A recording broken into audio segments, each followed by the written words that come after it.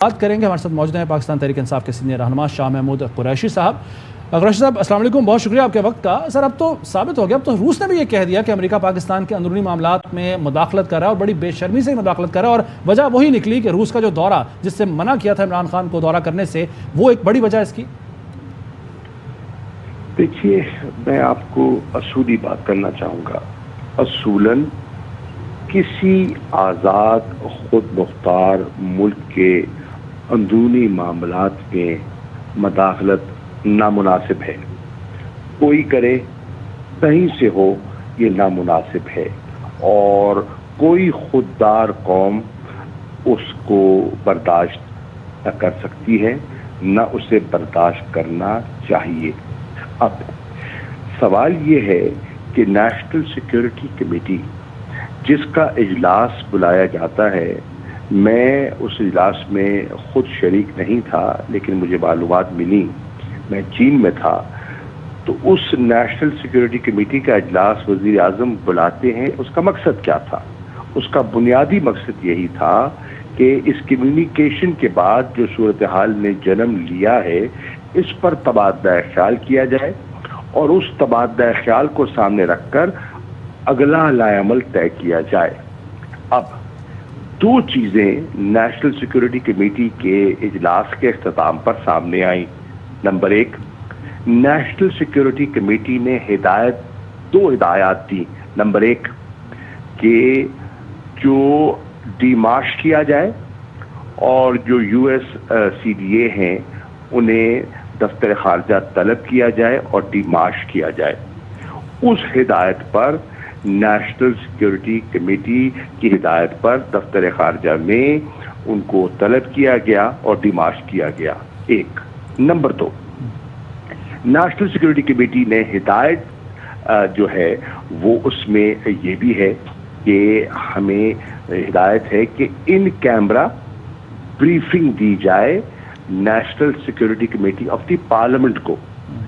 اس کے مطابق national security committee جو پارلیمنٹ کی ہے اس کا اجلاس طلب کیا گیا, اور اس پہ سب کو دعوت دی گئی تاکہ ان سے بھی شیئر کیا جائے پاکستان کی تشویش کو. یہ اور بات ہے کہ طلب ہونے کے باوجود جو ہمارے اپوزیشن کے ممبرز وہاں تشریف نہیں لائے, انہیں آنا چاہیے تھا. قومی ذمہ داری کا تقاضا تھا, انہیں آنا چاہیے تھا. اگر انہیں کمیونیکیشن پر کوئی اعتراض ہے, کچھ چیز ہے, تو وہاں ایک میٹنگ کنوین کی گئی نیشنل سیکیورٹی کمیٹی کی ہدایت پر, وہاں اس اعتراض کو اٹھانا چاہیے تھا. ان کے سوالات تھے, ان کو اٹھانے چاہیے تھے, اور ان کو میری نظر میں مناسب جواب بھی دیا جا سکتا تھا. اخبارات میں یہ جو اٹھا رہے ہیں وہ مناسب نہیں ہے.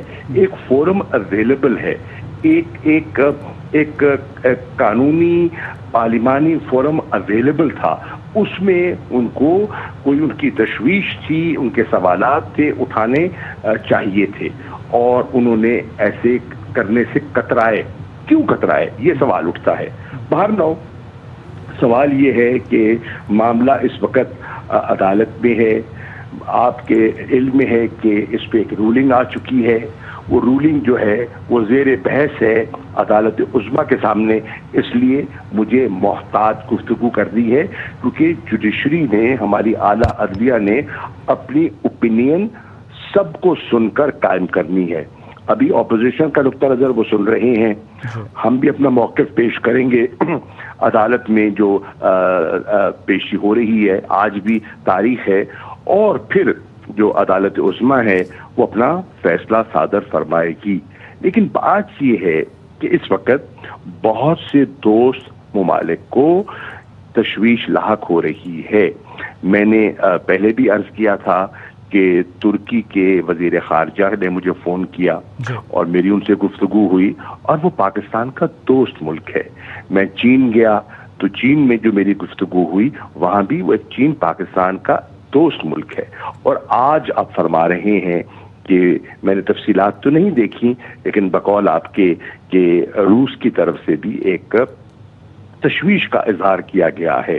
اب یہ ساری صورتحال بحیثیت ایک شہری کے, بحیثیت ایک پاکستانی کے میں سامنے رکھوں تو میں سمجھتا ہوں इस भंवर में जिसमें हमारी कश्ती फंसी दिखाई दे रही है, मेरी नजर में दियानतदाराना तौर पर इसका वाहिद हल ये है कि हम इस बहस व तमीज से बाहर निकलें और एक फ्रेश मैंडेट की तरफ जाएं। अवाम फैसला दे कि आइंदा की जिम्मेदारी वो किसको देना चाहते हैं, और अगर हम इसमें उलझे रहे उसका नुकसान क्या होगा। आप देख रहे हैं कि कल स्टॉक मार्केट क्रैश हुई है, आप देख रहे हैं ये बेयकीनी की सूरत हाल हमारी मईशत पर एक मनफी असर जो है वो मुरतब कर रही है। ये अदम इस्तेकाम जो है माफ कीजिए जी, ये अदम इस्तेकाम जो है वो पाकिस्तान के लिए मुनासिब नहीं है।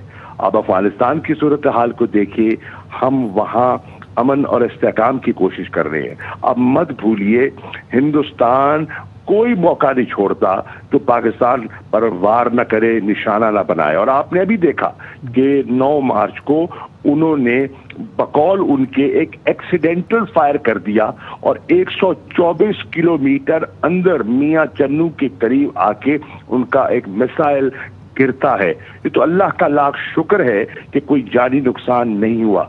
ये एक्सीडेंटल फायर जो है ये एक्सीडेंटल वॉर का नतीजा भी हो सकता था। और मैंने फिल फॉर अक़वाम मुत्तहिदा के सेक्रेटरी जनरल को खत लिखा, मैंने फिल फॉर सलामती काउंसिल की नोटिस में लेकर आया कि ये इतनी बड़ी हमाकत और इतना बड़ा तजावुज किया गया है, इसका फिल फॉर नोटिस लेना चाहिए। बिल्कुल, आप ये लेकर आए सलामती काउंसिल के नोटिस में भी, और इसका नोटिस लिया जाना चाहिए था। बहुत शुक्रिया शाह महमूद कुरैशी साहब, आपने बात की हमसे।